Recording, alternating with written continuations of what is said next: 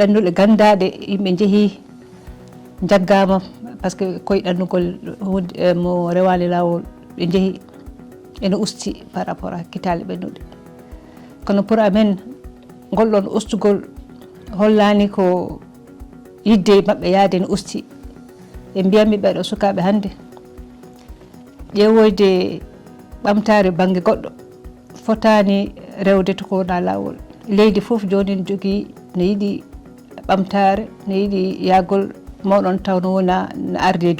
dow teddugal no arde dow rewde lawol no taw no waɗi droit ji moɗon par ce que droit ji moɗon ko poɗɗon hebde onon poti ƴewdata ɗum onon aussi par ce que hunde ko foti waɗede yeeso e minen organisation amen ko ƴewde droit ji moon taw ko ɗum woni wawde discude e leyɗele to jaton e leyɗele to gummiɗon comme ça onon goni e centre ko mbawɗon wadde par ce que jeunesse o ko kañum jogoto leydi artugol leydi arore donc son jeehi min jiiɗi ko mbawa yaade taw oɗon mbawi artude leydi moon wona on jeehi on mbawa yaade so jeehi on garti oɗon gartira ko ɗum ɗo économique possibilité économique ko gartirɗon leydi moon oɗon jogui gandal moon mo gartirɗon